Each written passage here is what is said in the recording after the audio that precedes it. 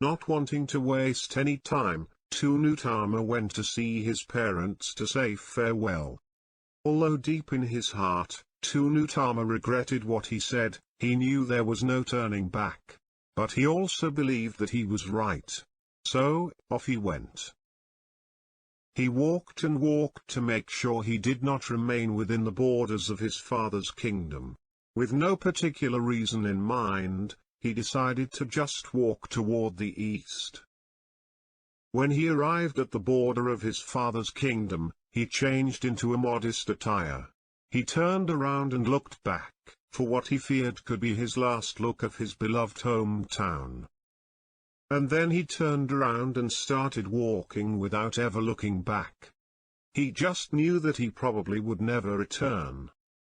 He had walked for 3 straight weeks, and he had not seen a house or a person.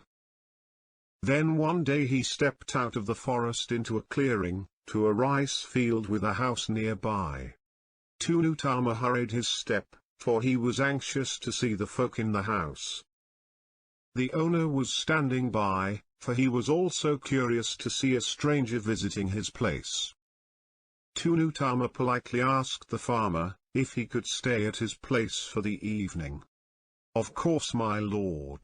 Please come inside and rest your weary soul," the farmer said kindly.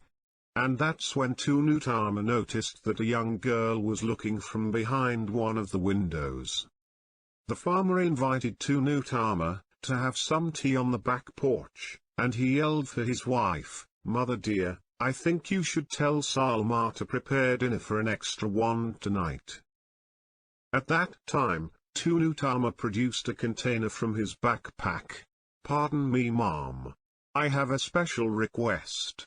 Could you please prepare our meal from what I have brought here?" he said. And he handed the container to the wife. Even though the farmer's wife thought it was a rather strange request, she nevertheless took the container to the kitchen. As she poured the content onto a plate, she and her daughter, Salma, were shocked to see a mixture of rice, beans, sugar, salt, and all kinds of spices and herbs together. "That must be one crazy young man," they said to each other, and they put the mixture back into the container. They decided to go ahead and prepare the dinner their usual way, using whatever they had available. Tun Utama was a bit disappointed when the wife gave him back his foodstuff container. But dinner was still pretty good, and Tun Utama sincerely thanked the wife for such delicious home-cooked meal. The next day Tun Utama left early in the morning. He realized now that he needed to move on and move on quickly. He walked up the hills and down the valleys. Whenever he could find a house, he would ask if he could spend the night. But more often than not, he had to spend the night outside, under the stars. When he found a family with a young maid in the house, he would ask if they would prepare a meal using his foodstuff. But it had now been more than 4 months, and he still had not found anyone who was able, or willing, to do as he requested.